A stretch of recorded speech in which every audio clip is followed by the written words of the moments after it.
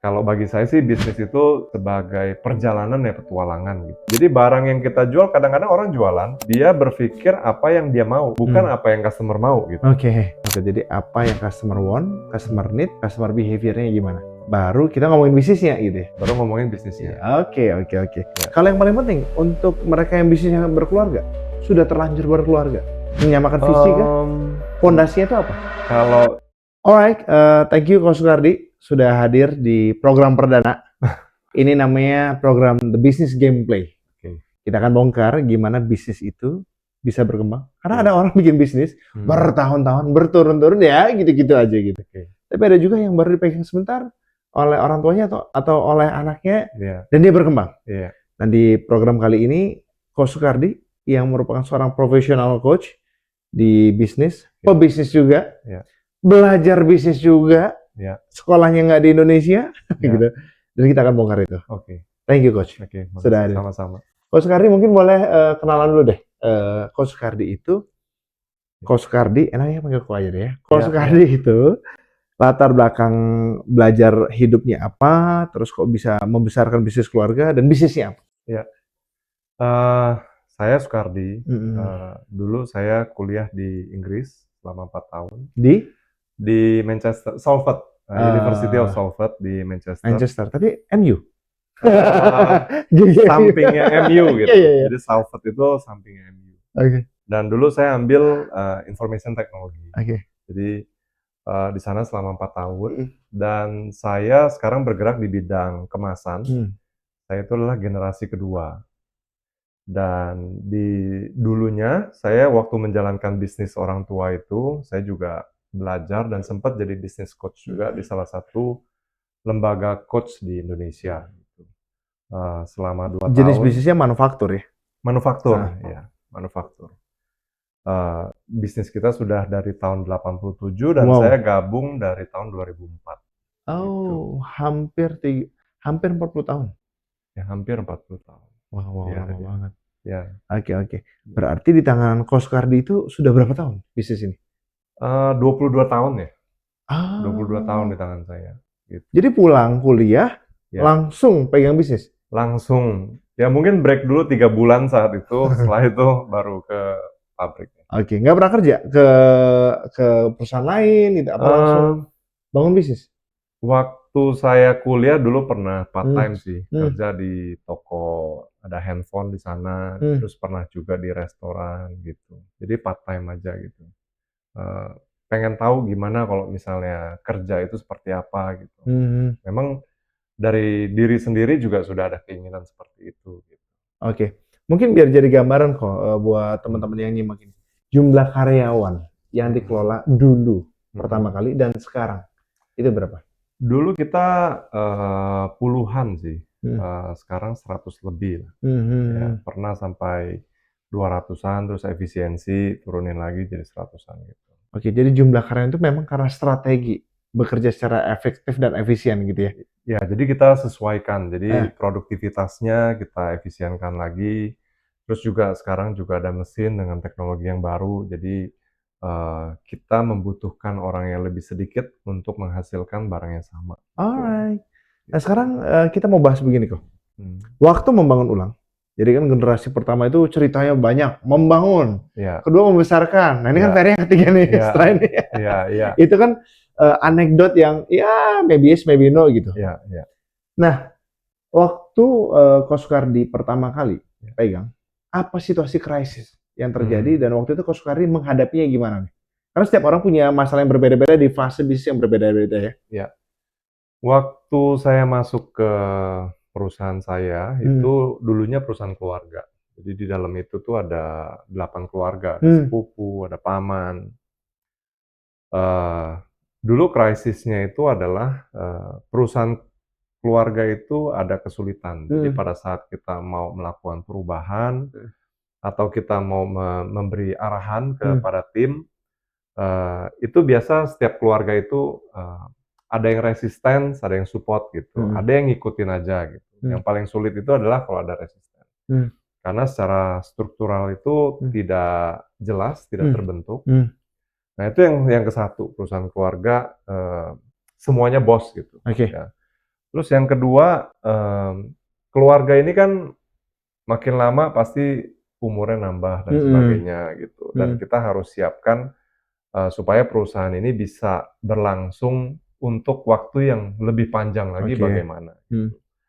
Dan keluarga ini pasti kan ada challenge-nya gitu. Apakah mereka ada yang support, ada yang tidak gitu. Dan dulu dari orang tua saya juga tidak mendukung itu gitu. Nah, jadi saya lihat itu hal yang paling penting. Jadi saya tetap jalanin aja gitu, walaupun ada orang pertentangan, yang tidak ditentang saya jalanin, yang ditentang saya pikirnya nanti dulu gitu. Ya nanti perlu waktu gitu. Kalau generasi kedua itu kita itu perlu membuktikan kepada orang tua ya. Nah, jadi kita tidak bisa serta-merta bilang, "Oh kita rencananya mau begini begini begini." Kalau orang tua itu biasanya tuh resisten, "Kamu jangan robah apa yang saya sudah bangun selama 20 tahun," gitu. Karena ngerasa sudah punya pengalaman lebih jauh daripada kita yang baru masuk. Karena dia sudah pernah mengalami kegagalan, dan dia menemukan pola benernya, dan dia tidak mau dirubah lagi polanya. Dia takut nanti gagal lagi, terus perbaikin lagi, dan dia menghabiskan waktu, energi, dan lain-lainnya gitu. Alright. Nah, di masa awal itu kan saya ngeliatnya ada 2 challenge ya. Challenge pertama ke orang terdekat yaitu orang tua. Ini tentang trust antara beliau ke kita. Terus trust kita mampu mengelola apa enggak. Kira-kira gitu. Walaupun mungkin anaknya itu sekolahnya di luar gitu. Dan deket banget sama MU gitu. Mumpung lagi rame nih MU, kita bahas terus MU. Terus yang kedua, keluarga, adik-adiknya orang tua, atau bahkan keponakan-keponakan yang keburu masuk di dalam situ. Nah gimana Coach Sukardi itu mengelola konflik, mengelola perbedaan, mengelola keinginan, mengelola banyak kepala yang ada di situ pada masa itu. Apakah sharing visi dulu kepada mereka, ngasih tahu arahnya, atau pendekatannya smooth, ngobrol dulu, nyatu dulu. Kalau di Indonesia tuh guyup dulu, ngobrol dulu gitu. Atau gimana? Yang paling penting itu sebenarnya nomor 1 sih komunikasi. Ngapain waktu itu tentang komunikasi? Jadi decision maker di perusahaan itu siapa? Gitu. Misalnya orang tua saya, sepupu saya gitu. Nah, saya komunikasi misalnya dengan orang tua saya rencana mau buat seperti ini gitu. Ya mereka nolak saat itu. Dan ada satu kondisi yang terpaksa kita harus misalnya investasi di mesin gitu, karena pesanan kita itu tidak bisa dipenuhi gitu. Nah, jadi coba dari 1 dulu. Nah, dari 1 itu kita ngelihat orang tua bilang, "Oh ini kelihatannya ya oke," gitu. Nah, terus habis itu baru kedua, ketiga gitu. Terus yang kedua kita komunikasi, rencana yang kita mau jalanin seperti apa. Ada yang mereka mungkin resisten, kita biasa nggak jalanin dulu. Kita jalanin yang nggak resisten dulu gitu, yang bisa dulu kita jalanin. Nah, pada saat yang resisten ada masanya kita harus rubah gitu. Nah, pada saat rubah baru kita rubah. Jadi dari rencana yang mau dijalankan, kita jalankan yang kiranya tidak mengganggu. Nah, yang paling sulit itu adalah kalau di perusahaan keluarga itu kita punya rencana dan apa yang kita mau jalankan, terus kedua tidak didukung, terus ketiga pada saat berhasil ya mereka terima-terima aja. Pada saat nggak berhasil ya kritiknya banyak. Yang kita harus persiapkan jiwa dan mental kita adalah menghadapi kritik itu. Alright, mungkin saya bisa bantu kasih konklusi dikit. Yang pertama, berkomunikasi dulu ya. Setiap kita mau ngapain, mungkin perlu kita komunikasikan.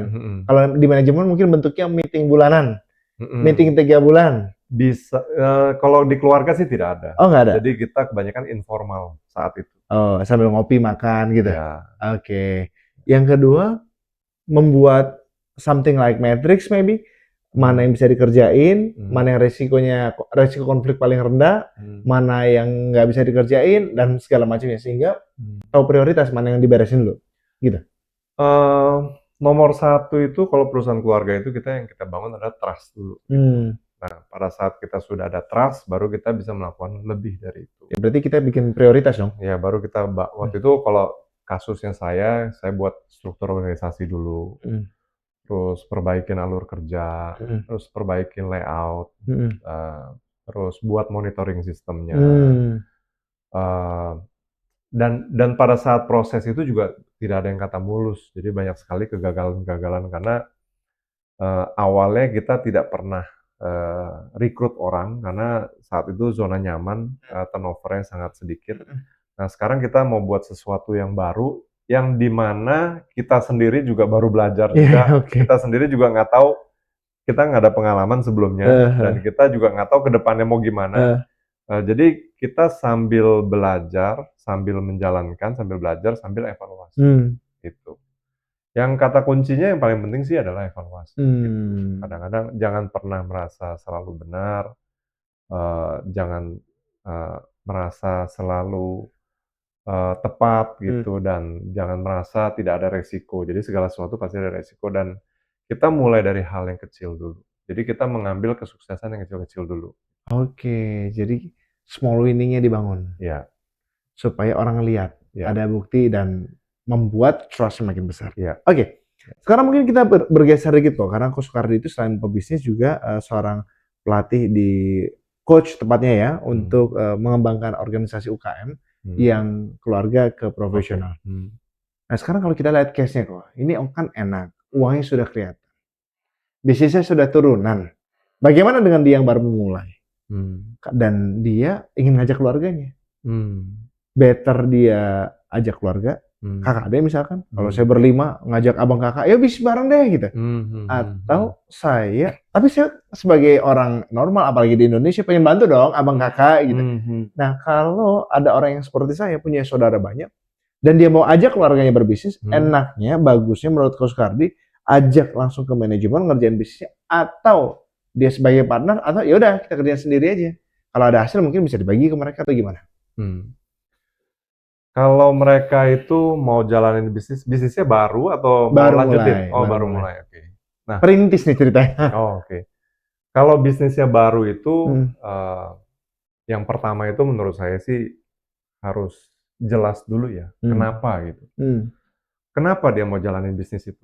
Kenapa nggak bisnis ini, bisnis yang lain gitu. Banyak bisnis itu, kenapa dia pilih yang ini? Itu yang satu. Terus yang kedua adalah dia mengerti diri dia atau tidak. Artinya apa sih yang mau dicapai untuk diri dia sendiri, dan dia mengerti karakter dia tidak, dia mengerti mental dia tidak.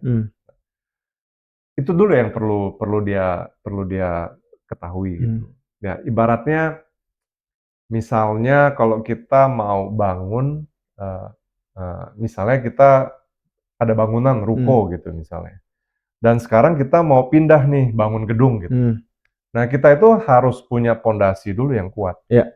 Jadi nggak bisa kita ruko langsung kita sambung ke gedung jadi 20 lantai gitu, nggak bisa. Jadi pondasinya pasti dibongkar sampai pondasi, bangun pondasi baru, baru kita bangun gedungnya. Nah, seperti diri kita juga gitu. Diri kita itu yang kita harus belajar itu adalah kepercayaan kita, satu. Dan keyakinan kita, pola pikir paling penting. Nah, nomor satu adalah pola pikir sama keyakinan yang pas buat seorang pebisnis supaya bisnisnya besar, kayak Coach Sukardi gitu, yang angkanya cukup fantastis lah gitu kalau saya. Enggak, fantastis sih enggak. Pola pikirnya itu adalah jangan berharap bahwa kalau misalnya saya mau sukses, mendingan bisnis gitu. Jadi kita harus tahu kalau misalnya kita mau sukses ada risiko di sana, dan juga ada hal yang kita juga pasti tidak nyaman gitu. Karena yang membuat diri kita sekarang dan menjadi seorang bisnis pasti perlu ada perubahan. Baik itu disiplin, baik itu konsistensi, baik itu pemahaman terkait dengan bisnis, cara kerja dan lain-lain gitu. Intinya jangan pernah merasa dirinya pintar gitu. Kalau misalnya seseorang itu merasa dirinya pintar, maka dia orang itu tidak belajar. Umumnya orang itu merasa, ini saya sudah tahu. Jadi yang paling penting kalau mau bangun bisnis, pikirannya dibawa kemana dulu, Bang? Yang pertama adalah mulai dari hal yang kecil dulu. Dari sini kita belajar bagaimana kita menjalankan bisnis, baik itu alurnya, baik itu timnya, kita turun tangan, hands on. Oke. Jangan kita berharap bahwa, oh bisnis saya bisa besar kalau saya cari orang yang benar, itu jangan. Kalau misalnya orang itu bisa berbisnis, dia nggak perlu kerja sama kamu lagi. Yang kecil itu maksudnya kita mengerti setiap alur proses. Ya, alur bisnis dia, gitu. Ya, dimulai dari organisasi yang kecil gitu. Betul. Oke. Nah, dari situ kita belajar bagaimana bisnis kita itu supaya lebih efisien, bisa customer base kita siapa sih, kita mengerti. Jadi barang yang kita jual, kadang-kadang orang jualan, dia berpikir apa yang dia mau, bukan apa yang customer mau gitu. Oke. Nah, jadi menurut saya, kalau misalnya saya buat makanan gitu, menurut saya ini enak nih, ini kayaknya bisa dijual nih. Nah, belum tentu di customer base-nya itu menganggap makanan ini enak gitu. Ya, jadi artinya kita kalau misalnya mau berbisnis, mulai dari customer-nya siapa dulu gitu. Nah, setelah itu kita mau melihat customer ini membutuhkan apa. Dia biasa beli gelas ini misalnya, warnanya putih gitu. Nah, kalau kita buat putih, maka customer akan bertanya apa bedanya putih ini dan putih ini. Gitu.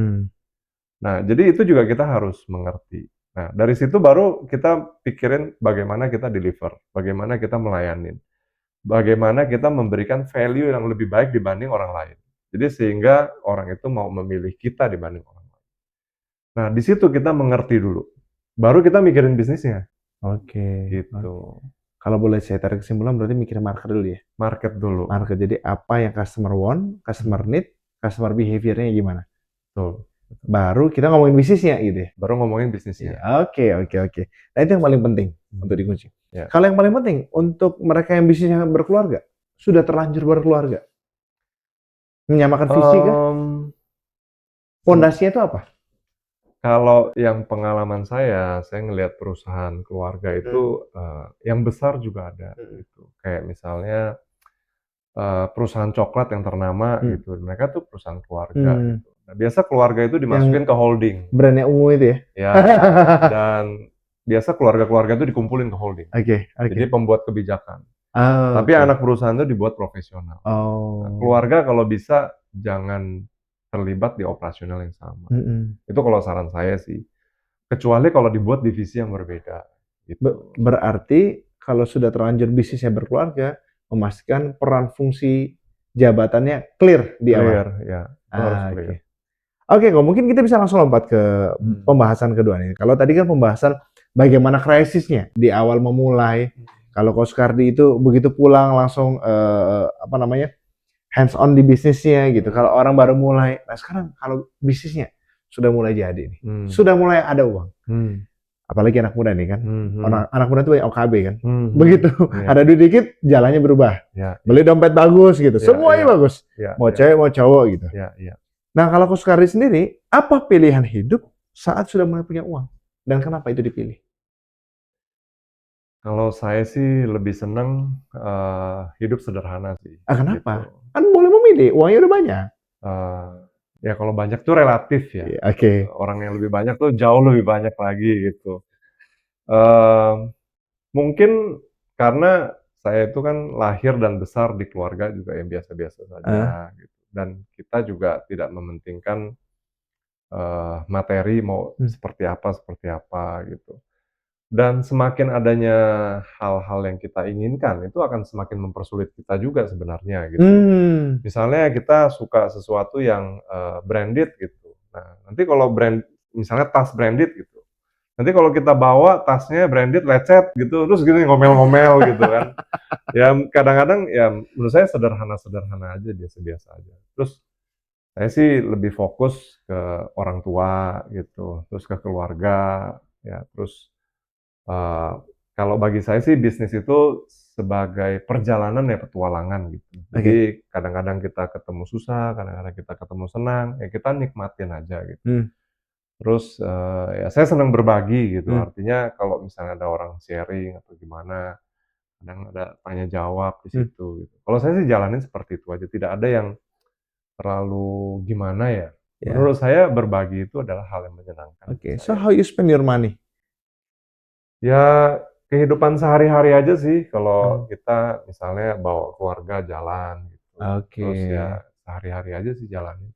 Kalau investasi ya misalnya sekarang emas lagi bagus ya kita mungkin masuk sedikit gitu. terus sekarang lagi belajar saham. Apakah dari muda dulu begitu kok? Diajarkan orang tua atau budaya Chinese-nya gitu, Tionghoa-nya gitu? Atau karena sekolah? Karena pergaulan? Kok bisa punya pola pikir begitu? Karena keluarga dan lingkungan kayaknya. Oke. Ya, jadi kalau kita dengan keluarga kita bisa ngobrol gitu, terus dengan temen kita ngobrol, ya kayaknya nih menarik nih, ya kita coba gitu. Kira-kira begitu sih. Jadi memilih hidup sederhana yang kata anak sekarang frugal gitu ya, itu memang pilihan turun-temurun, pilihan pribadi atau lingkungan yang mengintervensi? Ada group pressure gitu? Pilihan pribadi sih. Oke. Ya lebih, kalau sederhana itu lebih nggak ribet lah gitu. Oke.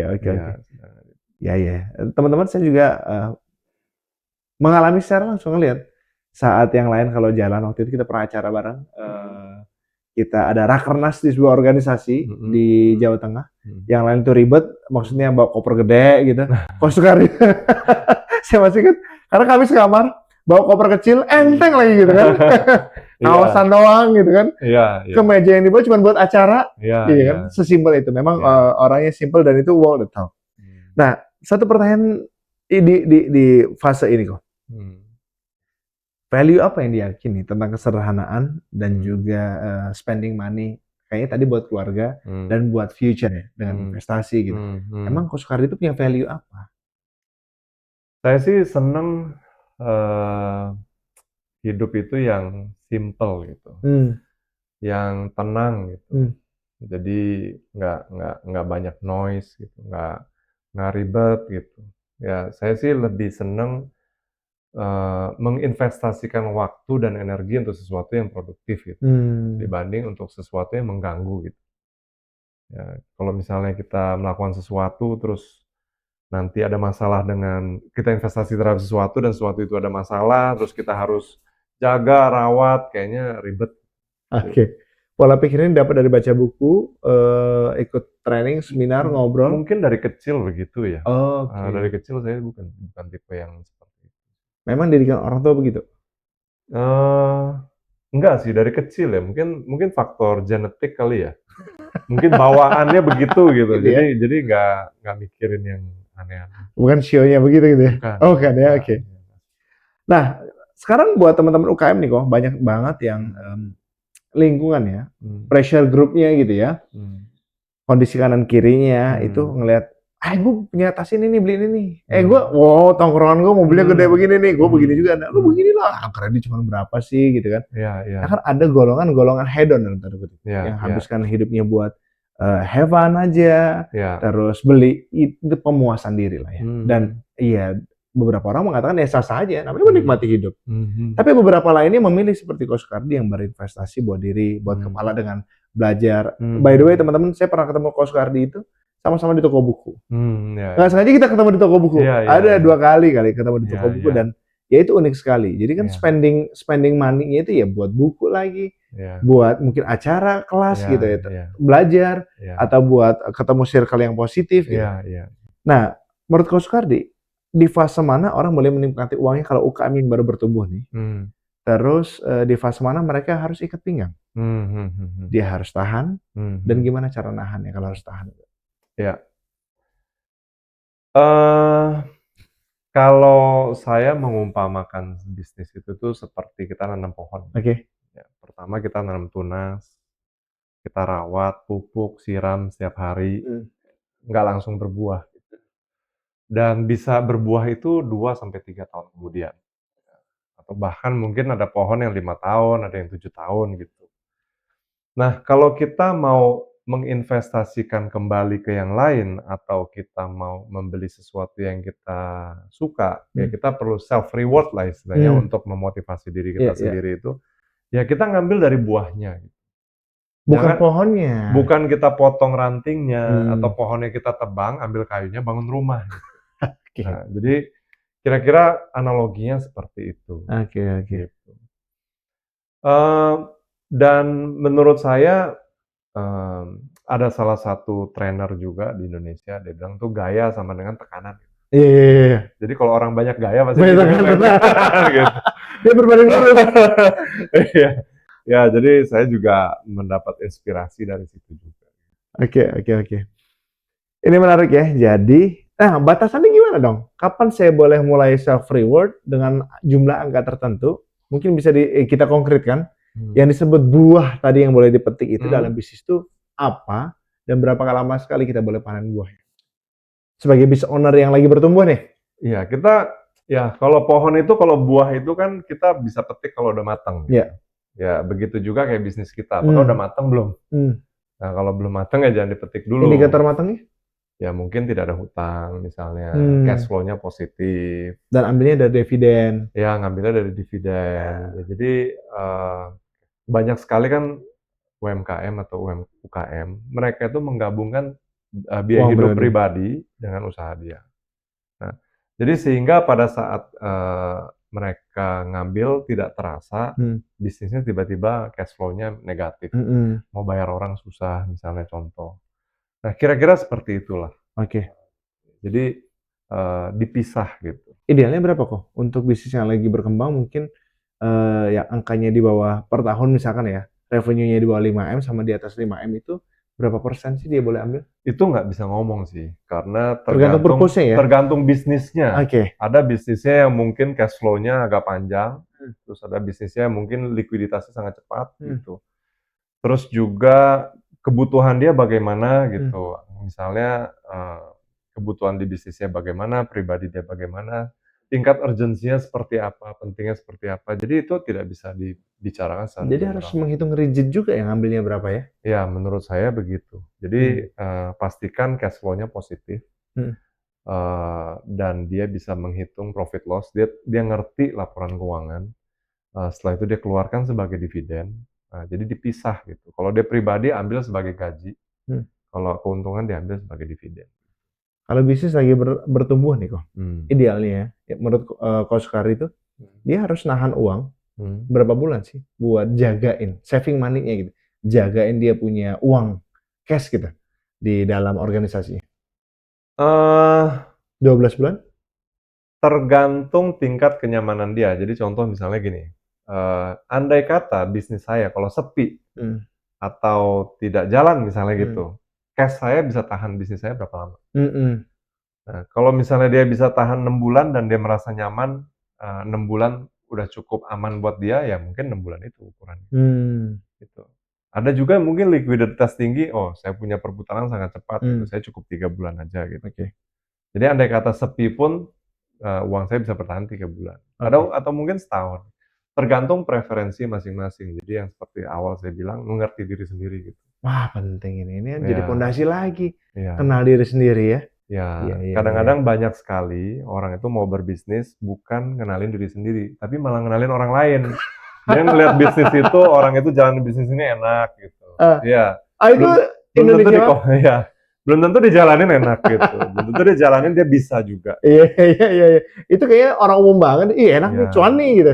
Ngitungin rezeki orang lain ya. Berapa omsetnya, berapa cup gitu kan. Dia mau coba. Oke. Banyak sekali orang itu fokus sama orang lain dibanding diri sendiri. Kok, terakhir kok. Apa ujungnya dari proses perjalanan Coach Sukardi itu ngerjain bisnis? Emang apa sih yang mau dikejar? Purpose of life-nya itu apa? Kalau dalam bahasa lain, ikigai itu apa? A reason for being, harus bangun pagi, masih ngerjain bisnis, masih semangat jaga badan, jaga diri, terus masih mau belajar lagi gitu. Emang ujungnya kemana? Kalau saya ini kan generasi kedua. Jadi saya itu mendapat tongkat estafet dari orang tua saya. Dan saya harus mempersiapkan tongkat estafet saya untuk yang generasi berikutnya. Dan itu adalah end goal saya saat ini. Dan saya sebagai orang tua, ya tanggung jawab kita sebagai orang tua terhadap anak juga. Dan terhadap orang tua kita juga gitu. Ya kalau untuk diri sendiri, ya saya sih bukan tipe orang yang terlalu harus bagaimana gitu. Saya sih sekarang lebih fokus ke ya memastikan segala sesuatu itu bisa berjalan dengan baik gitu. Jangan terlalu jauh melihatnya, tapi yang 5 tahun ke depan dulu gitu. Terlalu jauh boleh kita tentukan end goal-nya, tapi kita 5 tahun kita Sekarang sih lebih fokus ke kayak estafet untuk ke berikutnya sih. Nyiapin sustainability. Iya. Nah, dengan bangun sistem mungkin gitu ya, bangun orang. Iya. Profesional atau keluarga berikutnya? Ya di situ ada risk gitu. Ya mungkin keluarga nggak mau, saya harus ngapain gitu. Nah, jadi saya harus ada plan B. Nah, pada saat plan B juga saya harus mikirin, plan B ini supaya bisa bertahan ke depan bagaimana gitu. Ya harus disiapin dari sekarang. So spirit-nya adalah menyelamatkan, mengelola, terus menjaga keluarga di generasi berikutnya. Ya, Spirit-nya begitu ya? Melanjutkan. Oke. Teman-teman sekalian, Coach Kardi ini juga rekan, guru, tempat orang belajar untuk beresin bisnisnya. Karena banyak banget bisnis konflik, proses beberapa kali di coaching, selesai. Betul nggak ya? Habis itu bisnis nggak profit jadi profit, dari tiap hari diliatin jadi bisa ditinggal jalan-jalan. Akhirnya begitu ada masalah baru ketemu lagi ke Coach Kardi gitu ya. Nah itu ada stepnya. Step pertama adalah beresin apa? Yang pertama itu sebenarnya struktur organisasi dulu. Oke. Ya, jadi kita perusahaan itu kita harus jelas dulu. Mataharinya. Ya. Kalau bicara bisnis, kita lihat struktur organisasi. Kalau bicara sebelum bisnis, kita bicara dirinya dulu. Oke. Kita profiling dulu mataharinya itu maunya apa. Oke. Nah, misalnya dia pemilik bisnis, kita nanya dulu bisnis dia sekarang seperti apa, ke depan dia mau seperti apa. Nah dari situ kita petakan perjalanannya gitu. Nah setelah itu kalau bicara bisnis, kita lihat strukturnya dulu. Nah, siapa kerjain apa gitu. Terus yang kedua alurnya. Sebentar kok, sorry kok, saya potong.